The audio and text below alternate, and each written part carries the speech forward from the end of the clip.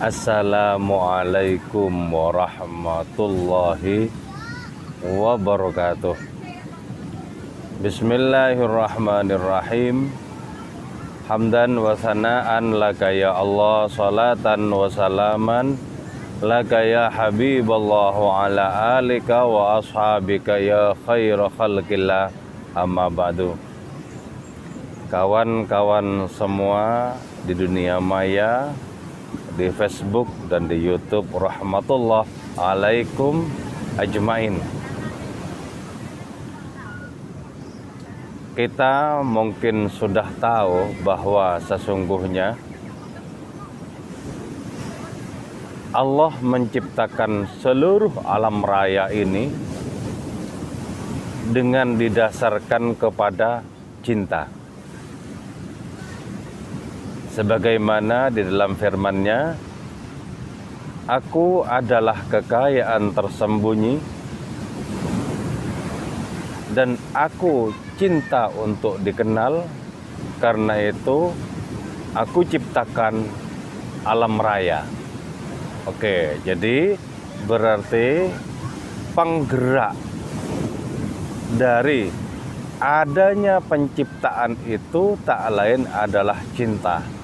Karena itu jelas bahwa cinta adalah sifat dari Allah Subhanahu wa Ta'ala, dan kita manusia belajar untuk bersungguh-sungguh agar bisa menirunya di kehidupan ini.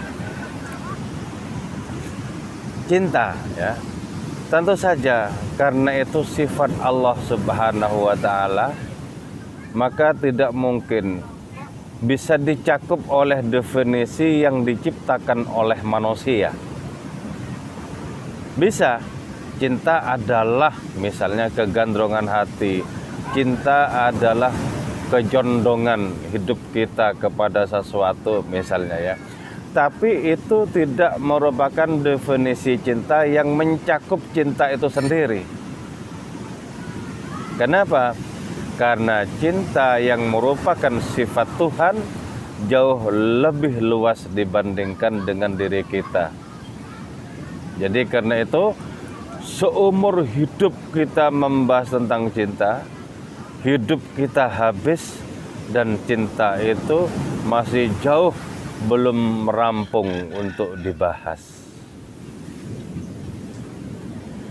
Tapi tidak lantas kita terhalang untuk berbicara tentang cinta. Toh cinta itu bisa kita rasakan.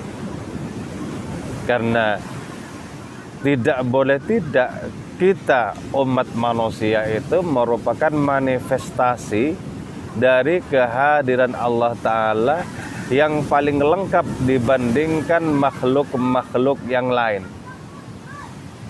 Ibaratnya, kalau seluruh makhluk yang lain itu merupakan jasad, maka manusia merupakan roh. Dan karena itu manusialah yang paling sanggup menampung cinta ilahiyat di dalam kehidupan ini. Maka karena itu, karena nada dasar penciptaan itu adalah cinta, maka betapa pentingnya kita dalam kehidupan ini mengedepankan cinta. Bagaimana hidup mengedepankan cinta?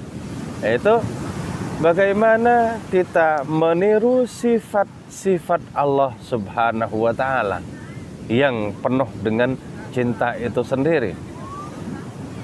Bagaimana kita bisa memiliki keleluasaan hati untuk menampung berbagai macam perbedaan. Bahkan kalau bisa menari-nari di tengah aneka ragam perbedaan itu sendiri.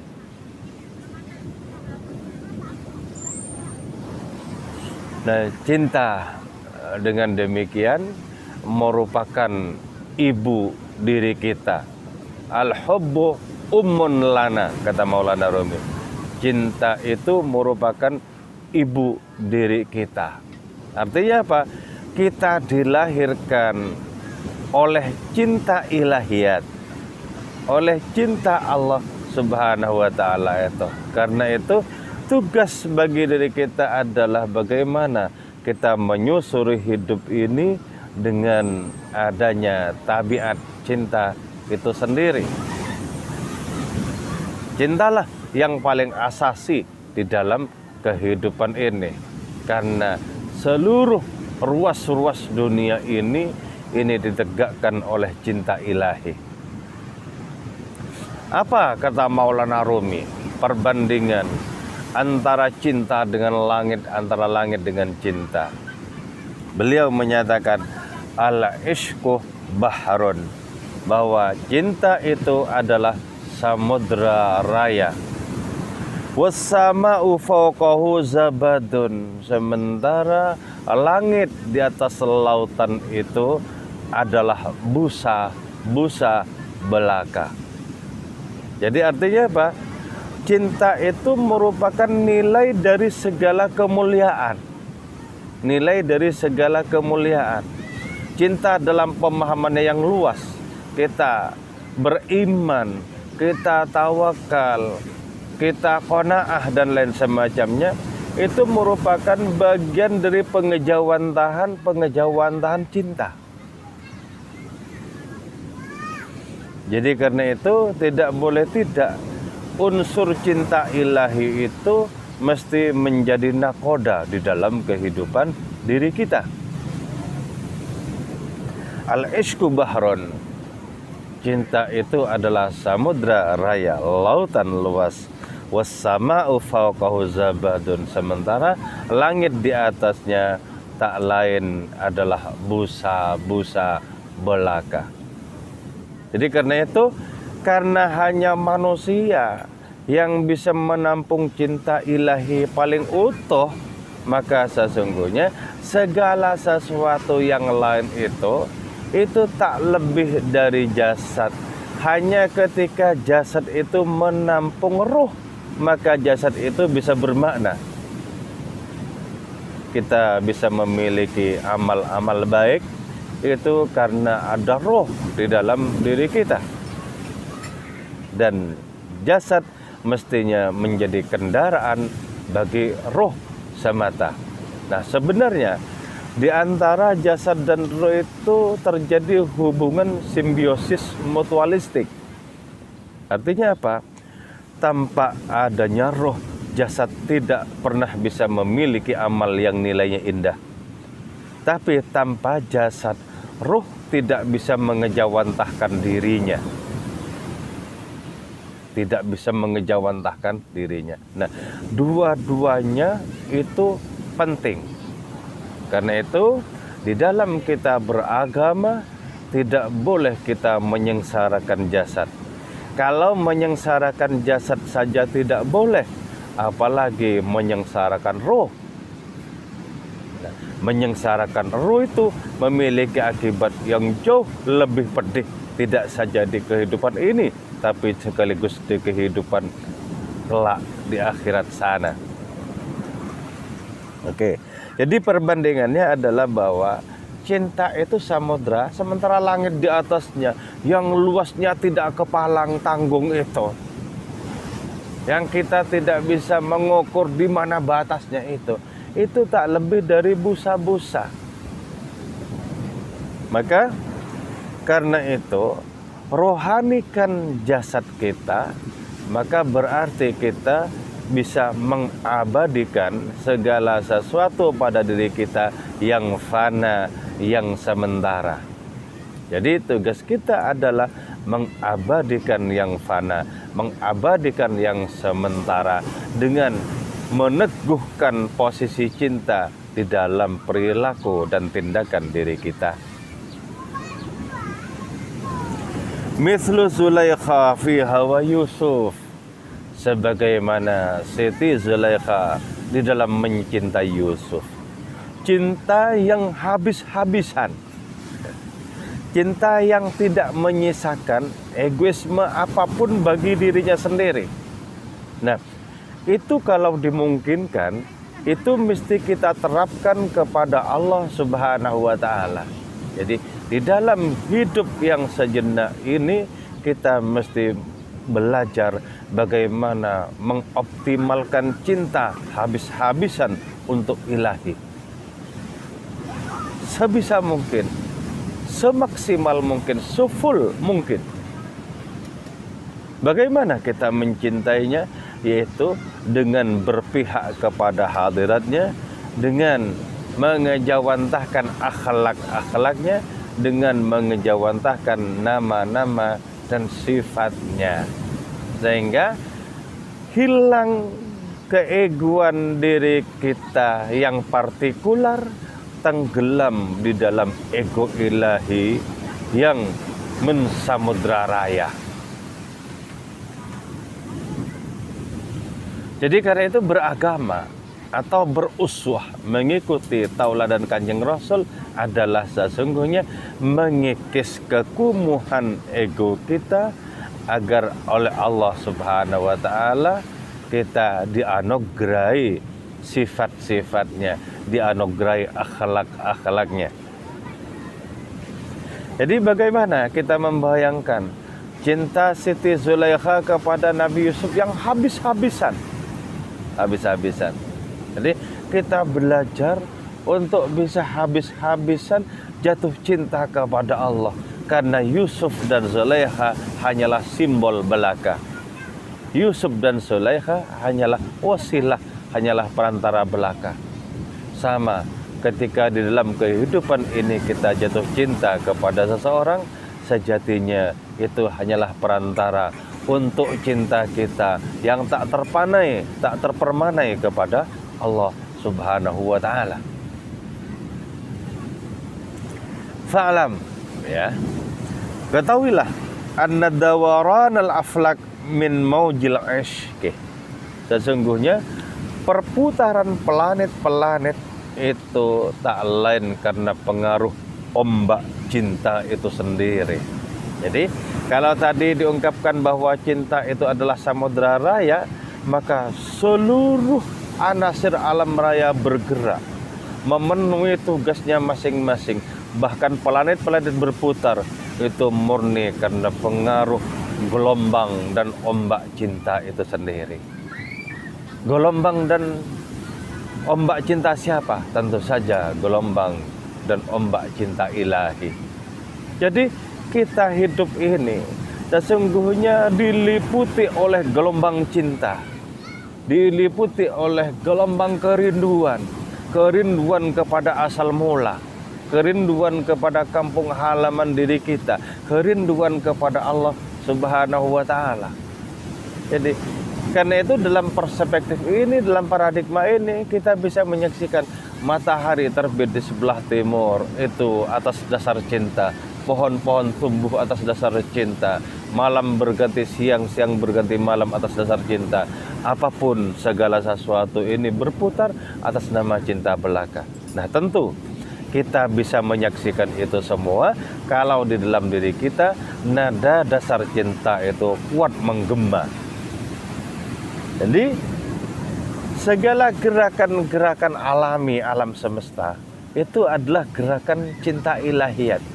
Di situ jangan pernah kita bayangkan Allah memiliki pamrih, misalnya pengen untuk disembah oleh makhluk-makhluknya, oleh hamba-hambanya.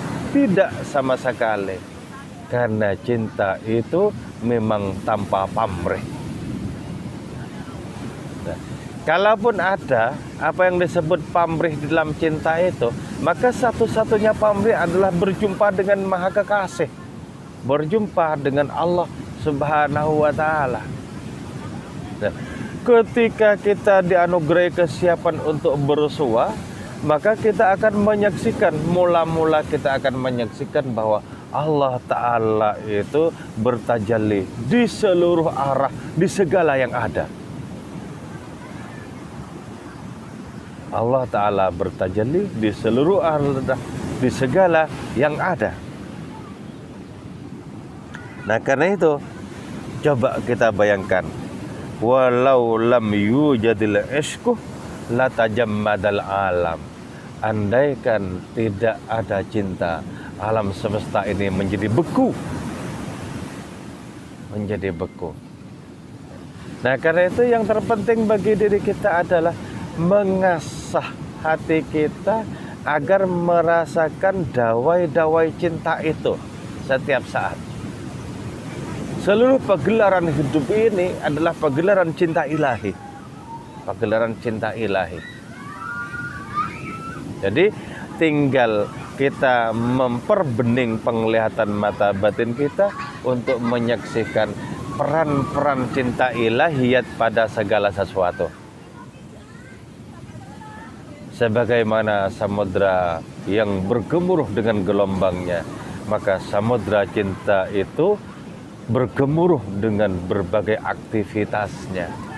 Nah, itulah sebabnya ya, apapun yang kita kehendaki, sesungguhnya puncak dari tujuan kehendak itu adalah asal usul kita, yaitu asal usul cinta Allah Ta'ala. Apapun yang kita kehendaki, kita pengen ini, pengen itu dan lain semacamnya, hakikatnya ya, dibalik semua itu kita sesungguhnya sedang pengen Allah. Pengen Allah.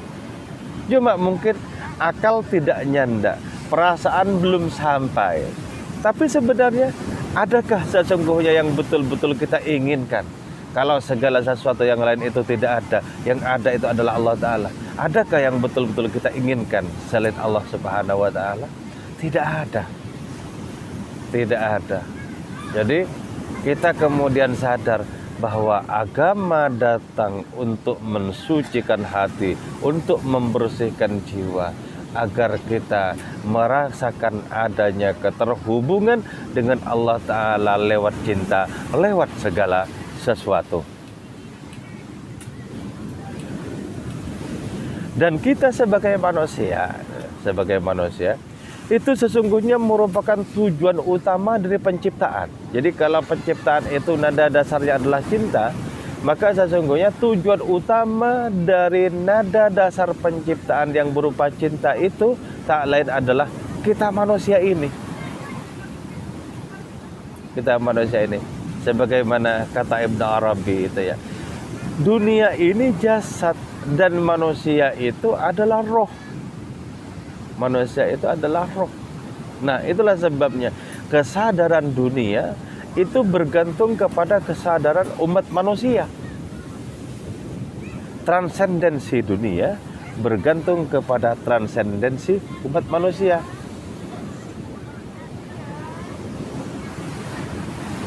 Bergantung kepada kesadaran manusia itu sendiri. Jadi kita inilah sesungguhnya ya yang merupakan puncak. Manusia itu merupakan puncak dari adanya penciptaan ilahi. Dan karena itu tugas manusialah mengembang peradaban, mengembang adanya perjalanan sejarah kehidupan itu sendiri. Tugas kita, tugas manusia itu. Karena itu ya, ada sebuah ungkapan menarik disampaikan oleh Kiai Haji Muhammad Zuhri, Allah yarham, di dalam bukunya Langit-Langit Desa. Beliau bertutur begini, pada sebuah pendadaran suatu majelis ilmu, seorang murid bertanya kepada gurunya, "Guru, kenapa tugas kita manusia ini sedemikian beratnya? Tidak saja mengurusi hanya perkara akhirat, tapi juga mengurusi kemaslahatan dunia."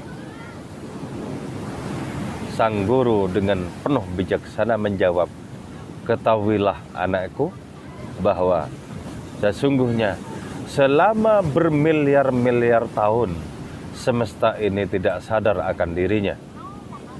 Dan ketika sadar akan dirinya, manusialah wujudnya." Jadi betapa di pundak kita itu diserai oleh Allah Ta'ala tanggung jawab untuk mengemban kehidupan menjadi semaslahat mungkin. Itulah sebabnya kita harus menebarkan benih-benih kedamaian, benih-benih cinta ilahiyat dimanapun kita berada. Semoga sisa umur kita menjadi semakin bermakna di hadapan Allah Ta'ala dan di hadapan umat manusia. Semoga negeri kita tercinta Indonesia ini selalu damai dalam lindungan Allah Subhanahu wa Ta'ala. Wal afu minkum. Wassalamualaikum warahmatullahi wabarakatuh.